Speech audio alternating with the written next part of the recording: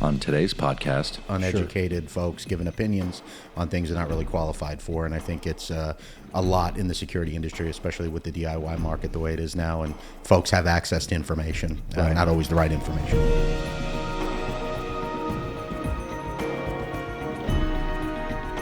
The truth is, adding value will never go out of style. This podcast is brought to you by iWatch Security. iWatch Security. Get the savings and service that you deserve. Hello, and thanks for joining us for another Five Things podcast. I'm Brian Smith, your host, and today I have with me a longtime friend, Tom Adams, actually our VP of Sales. Thanks for joining us, Tom. Yeah, happy to be here. Today we're going to try something a little different.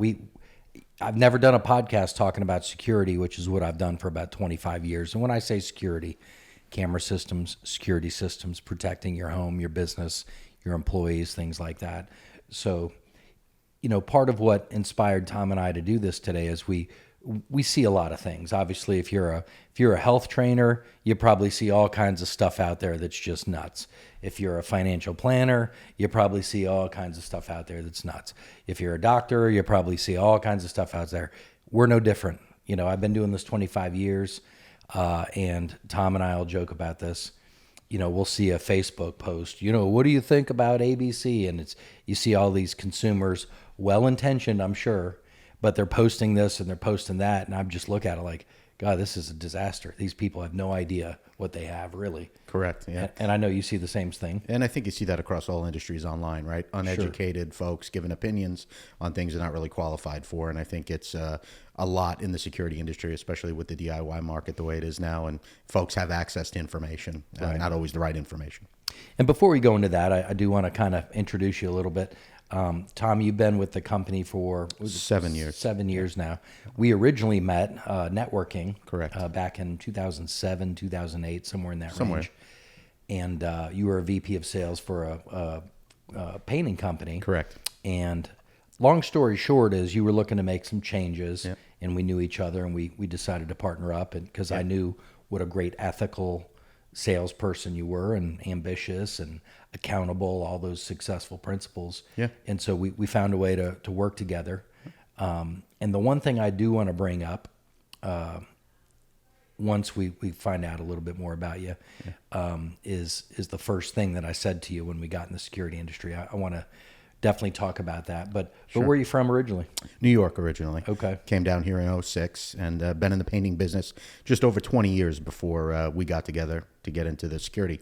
Security excited me a little bit because we were protecting homes and businesses and families and making their lives more convenient, but we weren't estimating, selling, producing, and then we were done. We were creating lifelong clients, right, that were always using our service. So I like that sort of reoccurring model that was here as well, and I thought it fit right in with all the ethics and all the things we had looked at over the years. I've been at home since 1995, serving clients and businesses. So this was a nice change. We learned a lot of stuff on the fly out there, but it's been fun since.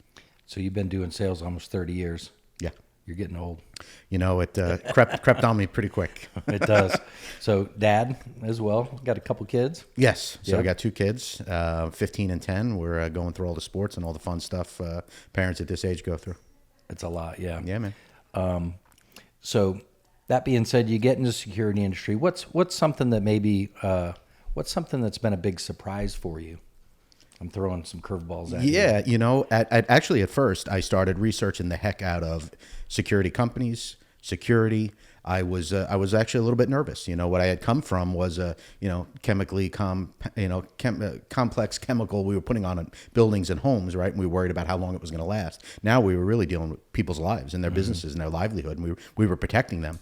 So I never wanted to fall short on that. That was always a very big nervous angle I started looking at it. So I started researching the heck out of it. Some of the things that surprised me was how easy it was to see how people really didn't understand about home security, how to keep folks out of their business, and doing it in a way that other companies were overselling their clients as well, and they were really scaring them and a lot of fear. So I think those were the two big things. I was scared at first, and then realized other companies tried to scare other people the same way I was. So Right. I think that's a big thing in the beginning, that I said we could do this so much better than everybody else, and we could do it in a way that people would feel comfortable, and they would get in real value. Yeah.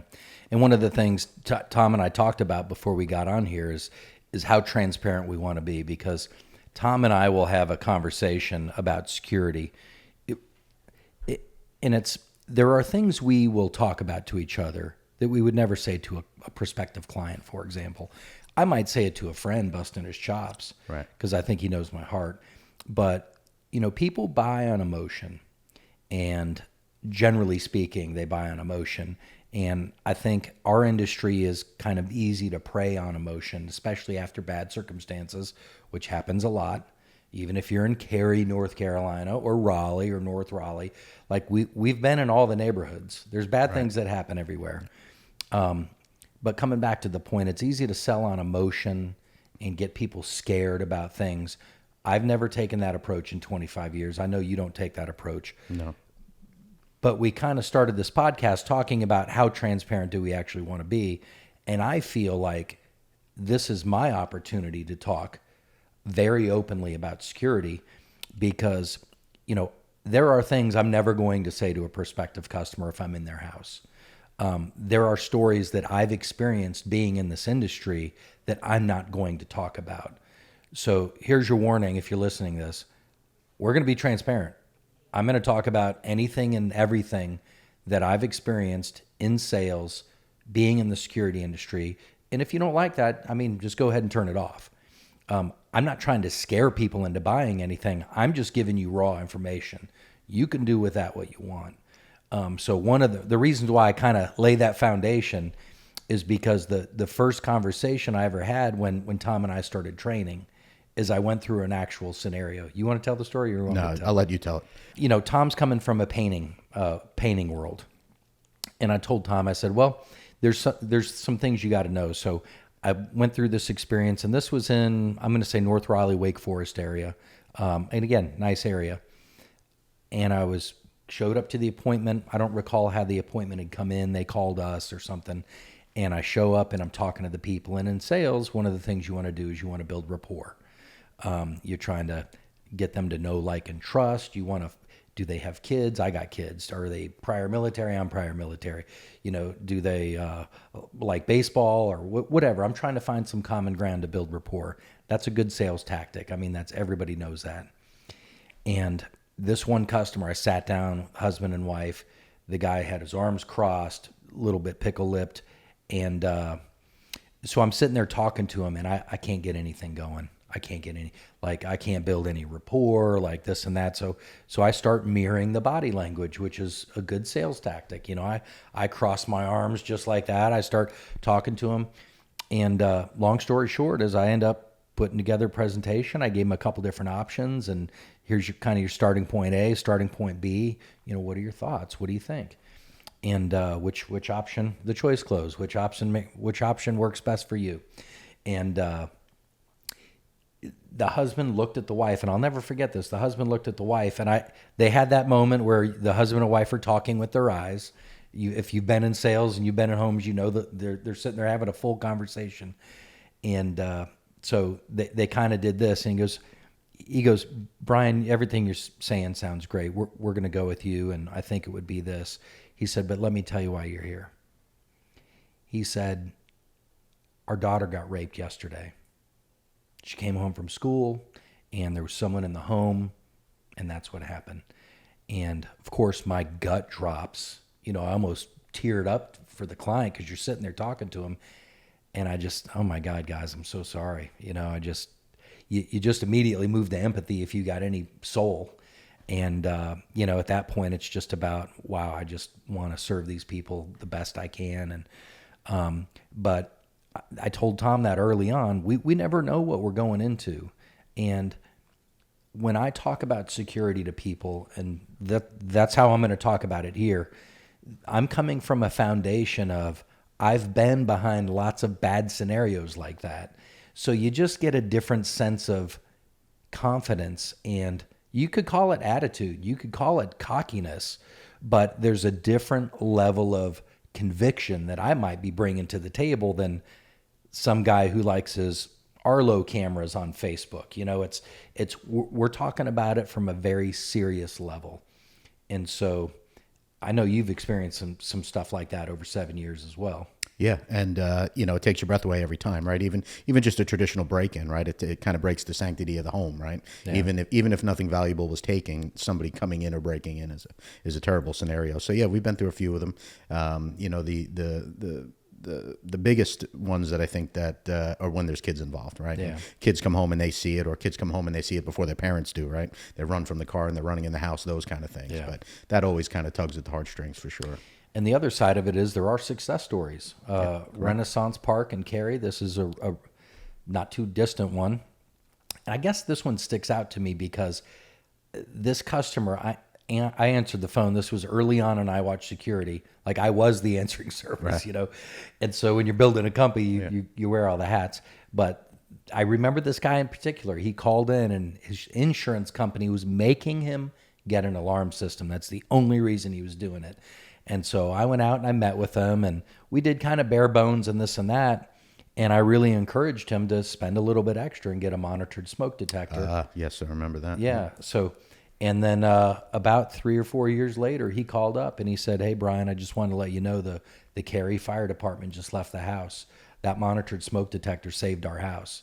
Yeah. I guess a hot water heater had caught fire in the attic and that saved their house." And I mean, it was a nice house. I mean, we're talking $1 million to 1.5 to 2 million, Yeah. but it's not even about the stuff. They had a pet in the house. Right. They had pictures that may not be able to be replaced. There's your favorite shirt, your favorite pair of shorts, all your kids' clothes. Like there's so much that goes into that. And that's a good feeling when it happens. Absolutely. Because we help prevent a very bad situation there. Well, just recently as well, we just had the client, right, was out with the family for dinner. They have the new Golden Doodle at home, jumps up on the stove, turns the stove on, and there's a pizza box left over on top of the stove that created a fire. Oh, geez. Monitored smoke came, right? Fire department came. I didn't even hear. How do I not know about just recently, just got the alerts on their phone that there was smoke, fire was going on, and oh my gosh, what's going on? And they stepped out for a second, and fire department ended up coming to their front door. They were able to talk to them through the doorbell, actually give them a code to unlock the door so they didn't have to smash down the front door. Fire didn't get any worse. They were able to get right in, put the fire out without any real damage. Wow. Yeah, it was he's looking to rehome the dog, but it's a great for a new dog. Great story. And I'm just joking about the dog, but anyway, yeah, that sort of saved the day. And the one thing with the security systems is that it also controls who goes in and out of the house as well. So when you're in a scenario or an emergency situation, you can allow people to come in as well. Mm-hmm. And we'll get into some of that. I think we'll probably touch on some of that. Our main goal here today is we want to talk about the 5 biggest mistakes that people are making with security. Number one, I would say that, and I believe we both agree, with so much DIY, do-it-yourself stuff, and cameras are not security. And this is the number one thing we see. People say, well, looking for security, and then it's like they're talking about 3 or 4 cameras or something. It's like, that's not security. Yeah. And so I'll let you kick that off. Well, historically, cameras don't stop anybody from doing anything, right? They just record it. So when you have a camera and, you wake up in the morning. Potentially record it. Correct. Oh, Yeah. yes, even so, Yeah. right? So for me, for instance, I could wake up in the morning at 6 o'clock. When I do, the first thing I do is grab my phone and go through my notifications. If somebody burglarized my car or did something in my front yard, I'm going to have a recording of it, but it didn't stop anybody from doing anything. Mm-hmm. Same way if they kicked in my garage door and, stole my golf clubs. It's not stopping anybody from doing it. So, cameras are a great complement to a security system, and they're there to look and see if your son took out the garbage pails, or if the mailman came, or the package was delivered, or grandma and grandpa showed up.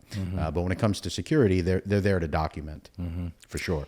And let's say potentially document, Right. Because cameras are vulnerable. Most customers are getting Wi-Fi cameras. Correct. And your Wi-Fi can be knocked out with a $10 jammer. Wi-Fi jammers are illegal, Right. but we all know that doesn't really mean anything. Right.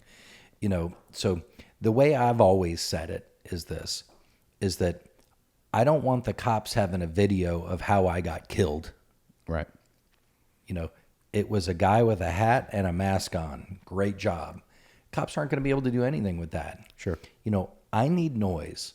I want the alarm going off so I can protect myself, so I can protect my family.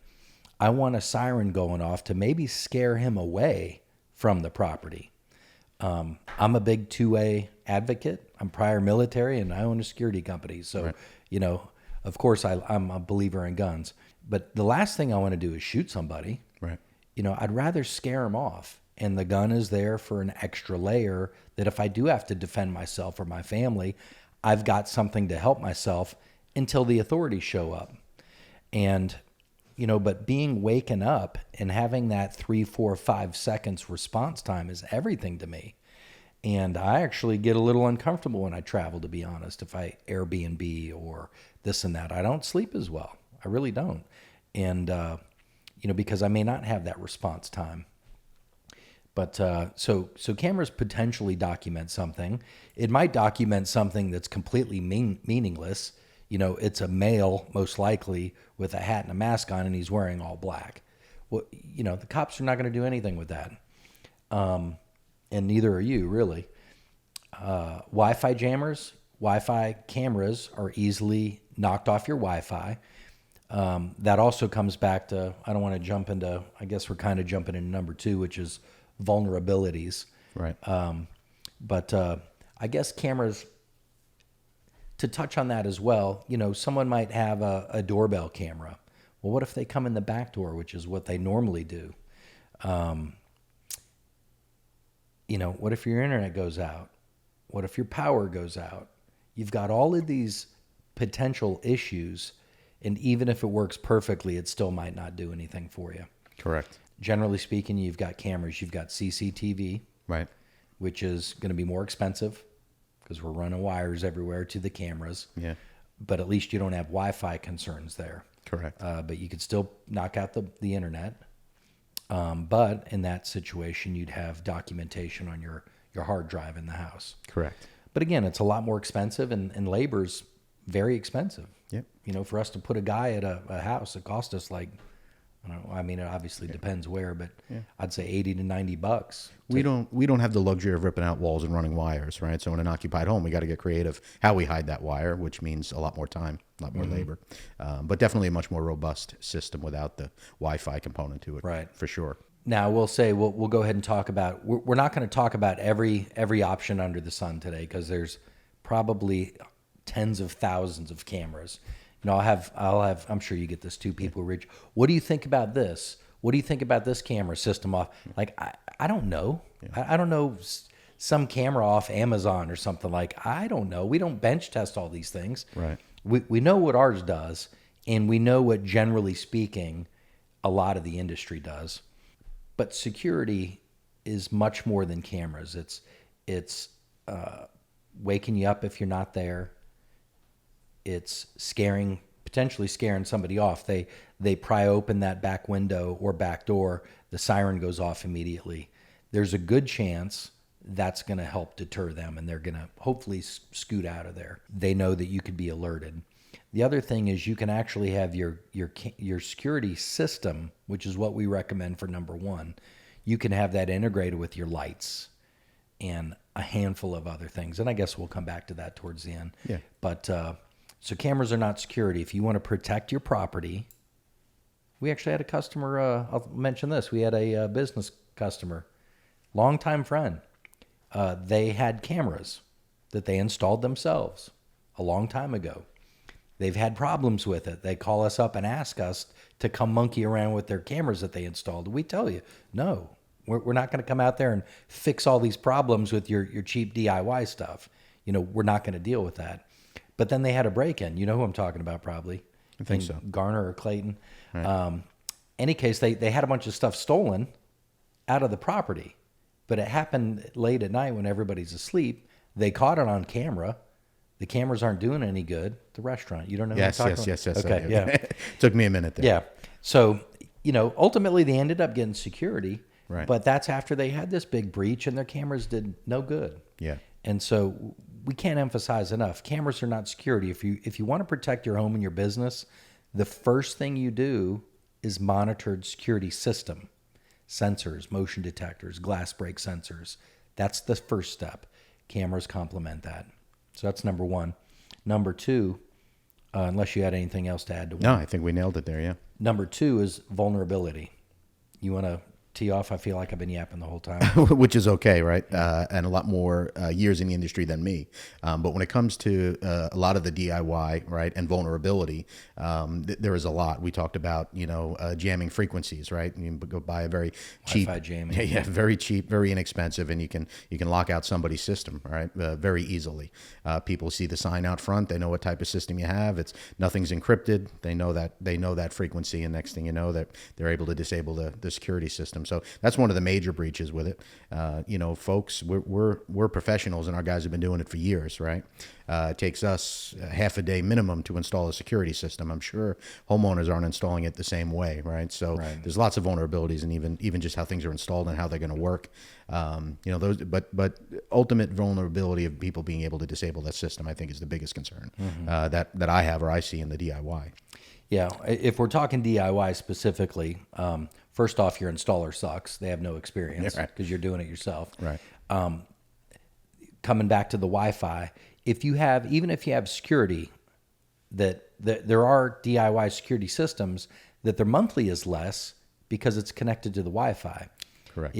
If it's not cellular and only connected to the Wi-Fi, your entire security system is dependent upon power and Wi-Fi. I mean, it's super vulnerable. Yeah. So, someone comes to the side of your house and unplugs one wire, your system's unmonitored. Another thing is the sensors. A lot of the DIY sensors are not encrypted. And old guys like us remember this. I'm 48. How old are you? 42? 45. 45. I knew you were younger. When the wireless phones first came out back in, I don't know, the 80s or 90s, right? Probably late 80s. The bag phone? The wireless 900 megahertz phones. Yeah. That you didn't have to drag the cord, all the way down the hall. But did you ever do this? You talk on the phone and all of a sudden your neighbor's bleeding over into your conversation. That's unencrypted wireless technology. That's a lot of security out there.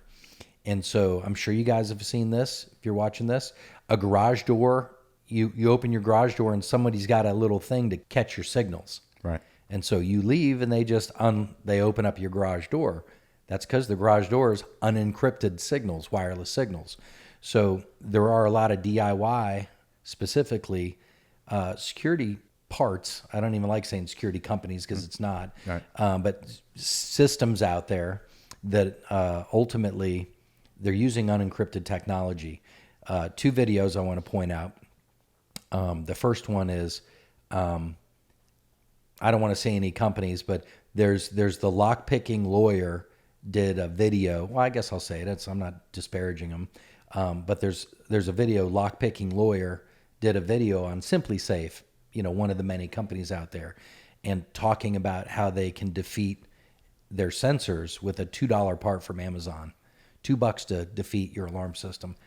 That's one way it's defeated.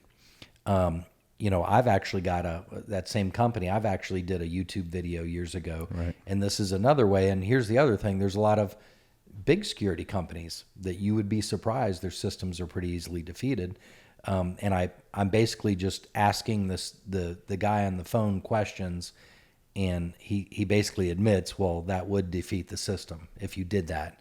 I don't want to put that out here, but at the end of the day, it's if you don't, we use patented technology. It's going to be a little bit more expensive. I'll tell you right now, it's alarm.com. If you're looking at getting security, alarm.com is the industry leader. They're not paying us to say this. I've used them for 15 plus years. I wouldn't use another company. And Tom will vouch for, we could save money going a different direction using different back-end technology. Yeah. And we could save thousands a month. I wouldn't sleep at night knowing I was installing inferior stuff, though. Right. That's one of the vulnerabilities. Another vulnerability a lot of people don't know. Now we're in North Carolina, so you're supposed to be licensed by the state if you're installing cameras or security for someone else. And I was just in an alarm board hearing where there was a couple companies that were getting hammered with thousands of dollars of fees because they weren't licensed. Right. And everybody and their mom wants to install cameras right now, so there are people getting out there. But here's the thing: is that company keeping a back door to your cameras? ADT's been sued for looking at people's cameras. Ring has had all kinds of problems with people hacking cameras. Ring employees, Ukraine contractors apparently had a back door to look at people's cameras. You're talking about cameras that are inside your home. And one of the big things, I don't even know if jumping ahead to here, but we found out within the last year or so, a lot of these DIY companies are selling video. Client doesn't actually own their own video. Right. Very scary. They're selling your video. So you're walking around in your house in your underwear and they're literally selling it. And, with all the child trafficking stuff that's coming out and all this, who knows what kind of video is going on if you got young kids. But there's all kinds of articles. Raphael probably throw up some things as we're talking here about cameras being hacked and DIY cameras, how easily they're hacked. And, you got some guy talking through your camera in your kitchen to your kid, telling him it's Santa, come outside, I got a present for you. Like, what are we doing here? Pretty crazy. So, that's not the type of stuff I'm looking for. So understand they're making money on the back end when you do a lot of this DIY stuff because they're selling your data. There are DIY stuff that have had hidden microphones in it. Why do you have a hidden microphone in my alarm system? Yeah. Don't tell me you can tell me that's by accident, but don't tell me it's by accident. That costs money to put that microphone in there. Someone knew that was going in there. So that just tells me they're listening. Why else would you put that in there? So there's all kinds of things like that to ultimately that should factor into your decision. And the crazy thing to me, and I know you'll vouch for this, is you're not even saving that much money. No, not really at all. When a customer compares us to DIY, I'm not going to put words in your mouth. What would you say? I mean, again, even if we do fall on the more expensive side, ours includes the professional installation and much more superior equipment, right? And much more secure equipment. So, when you're comparing apples to apples, we're great value. Right. They're not getting everything that we're giving them for the same price. Right. And then there's some companies that are over charged, that are more expensive than us, that don't have the same sophisticated equipment as well. But we see the gamut. But for the most part, I mean, you're comparing apples and oranges. Right, totally. All right, Tom, so moving right into number 3. We've got some notes here. People that buy over the phone / consumers just, I'm going to say ignorant. It sounds mean when you say the word ignorant, but it just means lacking knowledge. So ignorant consumers buying over the phone, promotion ends today. So you want to talk about that a little bit? Well, number one, selling over the phone. When technicians show up after something's been sold over the phone, there's always surprises, right? We don't know what type of windows you have, what type of doors you have, what type of sensors are going to go on there, or even what the real layout of the home is. And security for clients, when we're very open, and on the education side, when we do a consultation, is all about their comfort level and their budget, right? Some folks want a very high level of security, but when you sell over the phone, you're always sort of giving the basic stuff, right, and hoping for the technician to come in there and upsell the heck out of them. So I think oftentimes phone sales really are getting in the door, and then by the time they leave, they're a lot more expensive than they were originally sold, and a lot more expensive than us. Yeah. I think phone sales is where some of our industry folks have gone, although I just think it gives us all kind of a bad name. Well, there's no question that because ultimately, here's the thing. You'll hear a company say, we don't have high pressure in-home salespeople. Yeah, because you don't have salespeople. Yeah, I mean, you're saving lots of money not putting somebody in the house. Right. Number one. When we do a call and a free consultation, which we still do, we're adding so much value. We're helping our customers make an educated decision because and how many times have you heard this? Well, they're going to do this, Tom. Right. And it's like, no, they're not. Yeah. You know, it's, well, they don't have a contract. Yes, they do. You know, and it's like we have to go in there and constantly educate consumers, because you had a 10-minute conversation with some guy and all you heard was a couple numbers. Right. You have no idea what you're actually buying. Right. And so the internet is full of complaints from ignorant consumers. And part of what I've talked about doing with Raphael here is just like reading reviews and calling out that's a consumer problem, Right, not a company problem. or reading it and say that's an indication of, you know, they got bad operations and no accountability or whatever. Right. But there's games that get played over the phone. So we've got I'd say a very well-known competitor. They're going to sell you on a monitoring rate.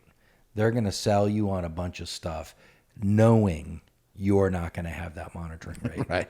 So they're running your credit. They're giving you all this song and dance. Oh, we can do this. You're getting this for free and that for free and that. They're not really clear on how long your contract is. They're not telling you that your rate can go up after a year, even though it is a 3-year contract. You know who I'm talking about. I do. And they tell you a certain number, and the technician comes out. He cuts holes in your walls. He's doing all this work. And then he comes up to you more than halfway through and says, "Where's your home phone?" Yeah. And you're like, "Home phone? I don't have a home phone." Oh, darn. You need the cellular component. That's going to be $199 and another $28 a month. Right. Now, this guy already tore up your house. He's already got the panel on the wall. You're mad, but what are you going to do at this point? You just tell him, "Okay, I didn't know." And you might get a little pissy. Maybe they give you $100 off that upfront cost, which they know they already built that in. It's just one of those things when you buy it over the phone, the companies are teeing you up.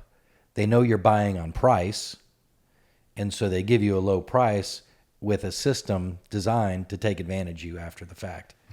And then a year later, the contract reads they can raise the monitoring rate at any time after the initial year. So we're like, we lock in our rate for 3 years. Right. And more to the point, 13 years in business, iWatch Security, we've never raised a rate yet. Never raised them. Those are things that when we're face to face and you have access to people that will actually answer the phone versus some toll-free number that you don't even know where it's going, you just get a little different level of experience. But those are coming back to the phone. When you order something on the phone, you order on the internet, you actually have no idea what you're getting most of the time. Do they lock the rate? Is it easily defeated? All of those kind of things. Right. So more to the point, when you're just a consumer You're a consumer that's not buying a product. You're buying a service. Right. And you can't see and feel that when you're doing it over the phone. I mean, that's the way we come in and educate our clients, right? There's always somebody that's going to pay for a service, but what are you actually getting? What are we actually doing when we're in those homes? That's what we educate clients on. Yeah, right from the beginning. Right. We help people understand apples to apples. Correct. And what's the number one question we get when people call up? Oh, what's your rate? What's your rate? Yeah. Like, rate on what? Yeah. Well, what's your package? And we know why you're saying these yes. things. Well, the other companies have conditioned folks to see, here's all your free equipment. You're getting this free system. We're giving you free 3 cameras too. Everything's free. Right. But you have a monitoring rate that's absolutely through the roof. And that's going to last for 3 years. And the dirty secret is that rate Or never 5. And the dirty secret is that rate never goes down. Right. Right. So even though you've offset all that cost, that's the company's investing in you, whether or not they're calling it free or not. It's not really free. Yeah, if you have to sign up for $60 for 5 years, Yep. that's $3,000. Actually, is that more than that? It's $3,000, right? Yeah. 60 months. No, that's $3,600. $60 for 60 months. $3,600. Correct.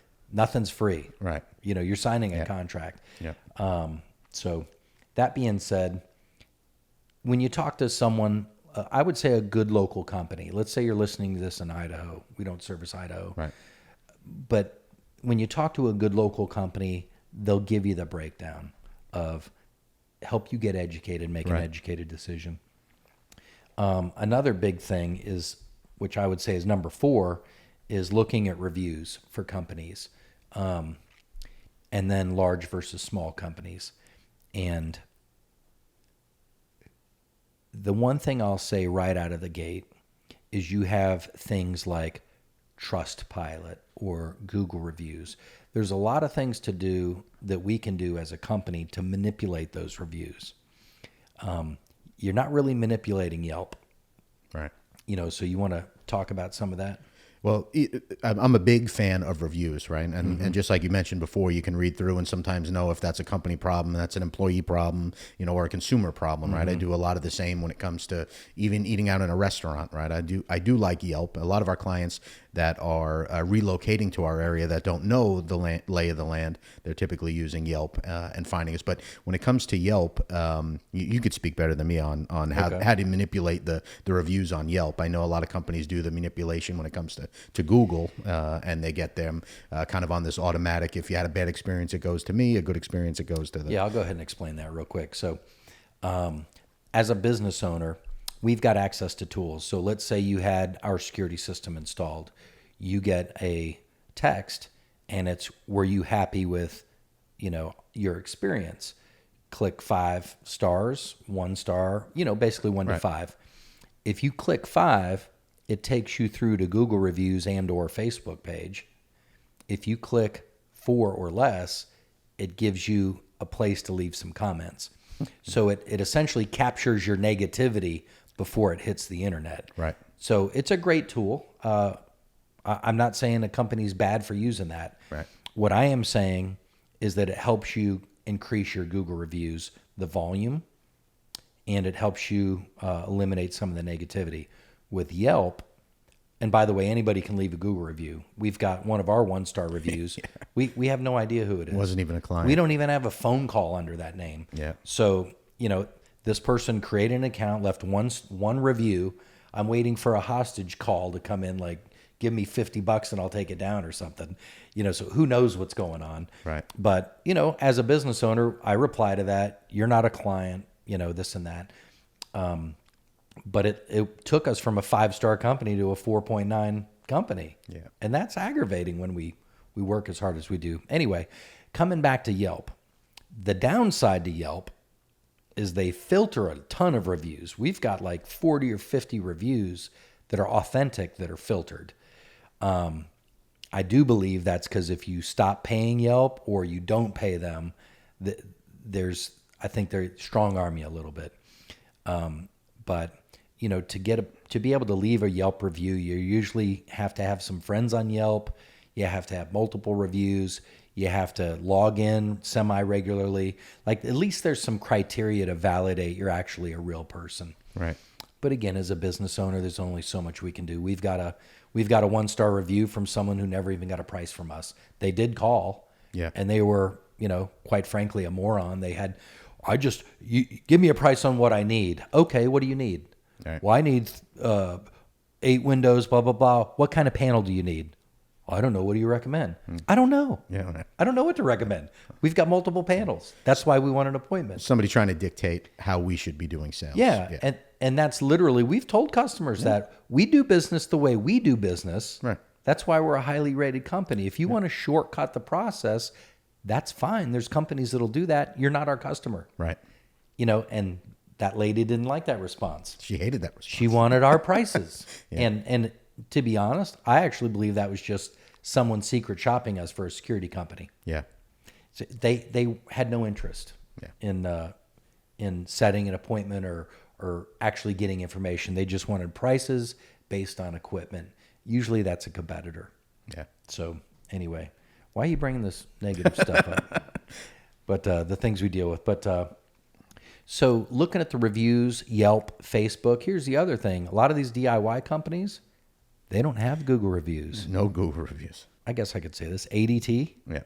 no Google reviews. Nope. Simply Safe, no Google reviews. In my opinion, I don't want to get sued. In my opinion, they don't want those Google reviews. Those companies, and I'm just using them as an example, but if you have a company that doesn't have reviews available for a public site like that, in my opinion, there's a reason. Those companies have Yelp pages. When I read those Yelp listings, I bet they regret creating that Yelp page because they're atrocious. Right. But that's, when you got a company that they're a 1.2 rating on Yelp and they're 4.9 on Google, that tells you everything you need to know. Yeah. Most companies should be very consistent across the board. That's a good sign it's real reviews. And I'll tell you, some of the best things you can do as a consumer is look at the negative. Look at our negative. I don't care. Yeah. Look at our negative, and you could read the review, and it's just one of those customers. Yeah. When I look at reviews of restaurants and this and that, I'll read a review. I'm like, why'd this guy give him a four-star review? That's 5 stars. Yeah. Like, what are you doing? Yeah. Like everybody's a food critic out there or something, So read the negative reviews, read some of the good reviews. And how did the company respond to the negative review? What is the negative review about? Oh, they won't let me out of the contract. Why would they let you out of a contract? Right. I signed up for a Ford financing. They won't let me out of the contract either. Like, that's the way contracts work. Why would you sign a contract if you expected to be let out of it? Right. What's the point of a contract? Sure. That brings me to number 5, contract versus no contract, and auto renewal and fine print in the contracts. Yes. Why don't you start on that? Contract versus no contract. We offer both. And in the last few years, we've really trended more towards 50-50 as far as contract versus no contract. A lot of clients like the contract option, especially new homeowners. Money's flying out the door in a new construction home, and they're able to hold on to some of their cash, and things are sort of rolled into that monthly payment. So why do people sign a contract? Because they're the ones that don't want to invest in the security system. Those companies are the ones investing in that equipment, that labor, that system, right? And that is all rolled into that monthly payment. When you sign up for that contract, right, even our base stuff at $39.99, that's $1,439.64 over 3 years. That includes all that equipment and labor and installation when we're there. Now we're offsetting it, right? So we don't make money until we get to the end of that contract, right? And that's the dirty secret. That's why that contract never goes down. That rate never goes down. Now we also offer the option where folks can pay for that equipment and installation right out of the gates. Now they own the equipment, and there is no long-term contract, short-term contract. They're month to month when it comes to that. So they're free and clear right out of the gates. But the contract option, rolls everything in there, and that's where you see these companies calling the free equipment. And even though we might do that, we still tell folks how much money those pieces of equipment cost, right? Sure. And so they know where their money's going, right? They know in the end, they don't ever say, why did I do this? I should have done that. They'll say, well, Tom or Brian explained that to me. And so I know that. Yeah. So generally speaking, just when you sign a contract, it's because you're getting consideration. You're getting parts, you're getting labor, you're getting things that you're not paying for initially. Correct. It's no different than buying a vehicle. Correct. If I buy a vehicle, I might have a small down payment, and then I'm spreading the cost out over a period of time. So whether you sell your house in 6 months or not, that has nothing to do with the security company. Right. You have a contract. Yep. I'll look at competitors because we've never had a complaint about that because we're so clear about that on the front end, in my opinion. Yeah. That's why but I can look at a lot of competitors, and it's people complaining about contracts. It's because they probably bought over the phone. It's probably they didn't tell them it was a contract, or they didn't clarify it, or they slid it quick and the customer didn't hear it. There's a number of things. But if you're getting stuff for free, there's probably a contract, which is okay. It's a good program. It's kind of like the old school. You signed up for a certain cell phone package and they handed you a phone for free. It's exactly like that. And people are conditioned to pay $40 a month for the rest of their life to secure the house, and we have people that do that all day long. But Right. they understand what they're doing. Right. And then there's contract term versus no contract term. Right. And then there's fine print in the contract. You want to talk about some of that? Well, the automatic renewals is the big one, right? Somebody signs up for a 3-year contract, and it says right in there, we reserve the right to renew your contract year over year, every year after your 36 months, or after your 5 years, right? Yeah. 60-month contract. So that's a big one that goes in there. And by the way, we reserve the right to raise your rate 10% after the first year whenever we want. Right. Some that don't include any type of cap on it. And they put that in there because they know they're going to raise the rate. Right. And that's the difference with us without raising the rate. So the automatic renewals, the raising the rate in the contract, those are some big ones. And in some instances, we used to see this a little bit more in the past, but sometimes folks don't really own that equipment, right? They're leasing that equipment. And when the contract's over, you're not paying them. They want that back. Right. And that isn't because they want this valuable equipment anymore. It's just because it makes it very inconvenient for you, or the ability to resell you again, I suppose, as well. So those are some of the three big ones, I think. I'm going to throw something onto that, is that commercial contracts are even more harsh. Oh, yes. So you might have a 5-year contract with ABC company, and it automatically renews 5 years, and you're on the hook for all of that. Yeah. And they're a machine. They're going to go after every penny of that, send you to collections, go after you personally as a business owner. So, we've just never subscribed. We don't lease equipment. We don't automatically renew customers. If you don't want monitoring, we don't want you as a customer. Right. if you don't want it, I don't want to hold you to that. I want happy customers. Right. And we're probably like this to a fault. If you don't want to do business with us, we don't want you. I mean, go be happy. Right. I don't want you if you're not happy. Yeah. So there's a lot of companies that they want you. They want to keep drafting your account as long as they can, and they'll do whatever they can to do it. Yeah. You got a service call and they slide in a 5-year contract on you. We've seen that before. And a lot of the stuff you're talking about with people not being educated on it. There's a lot of companies out there that are pretty slick, and they do some unscrupulous things to clients. And I never saw it in my previous world like I do in the security world. Simple things like, hey, would you like us to lock that rate in for you for 3 years? We can do that. Oh yeah, that'd be great. Okay, sign here. And they're signing a 3-year contract, and You just obligated yourself for monitoring. And some people, hey, they'll catch it, and other people they don't. Or hey, we're going to waive that fee for you. We'll even lock your rate in because you've been with us for 3 years. Go ahead and sign here. And really, they're signing up for another 3 years. People don't. That happens all the time when I come in there. Oh, we're out of contract. We've been done with these folks. Oh, well, last year they did come out and fix the panel. Yeah. And here's a contract that they re-signed and for 5 years. Sometimes, and again, this is the reason why we're doing a podcast, is because people aren't educated on what, and we trust people. Right. And so there's a lot of companies out there that it's easy. It's sometimes it's not hard for us to stand out. But once people go through that bad experience, they'll find us. Yeah. That's pretty much the 5 things that we really wanted to cover that we see regularly. The last thing I would say is, having a security system that's professional grade, it's professionally maintained by people that know what they're doing. We put a lot of time into continuous training, online training. We've invested a lot into labor and making sure people are up to speed. You want a system that is expandable, and I'll give you for example. So someone walks into my driveway at 3 a.m. The camera flashes at them. It flashes, it makes a noise, it draws their attention. It turns on a lamp inside the home. If I'm awake, I can see that lamp and react. I know somebody's outside of my house. Right. That's great information to know before something happens.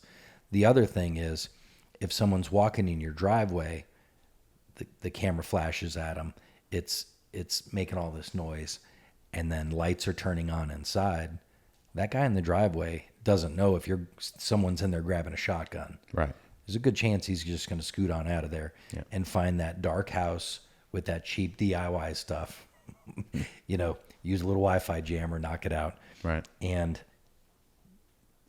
having your security working with so many other devices in your home is just so important. And that's something we haven't touched on that I think we should wrap up with that. Yeah. Is that having your smart thermostats connected to your security, which is connected to your smoke detector.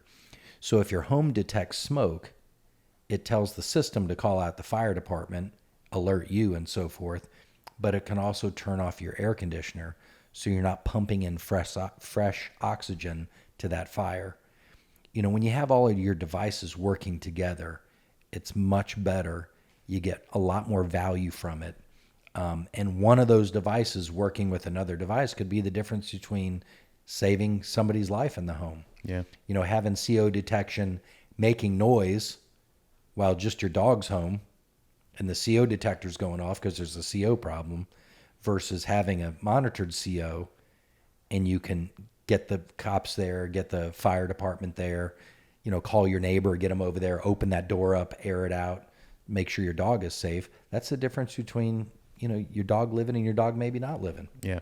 So, Tom, thanks for sharing. This is probably long overdue. I don't know why this is taking me so long to think about. We'll have to do doing another one. We'll dive in a few other topics. All right.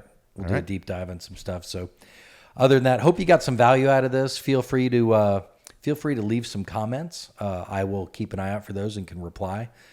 Feel free to reach out to us directly, even if you're not in our service area. We'd love to help you make an educated decision. And other than that, until next time, thanks for joining us for the 5 Things Podcast.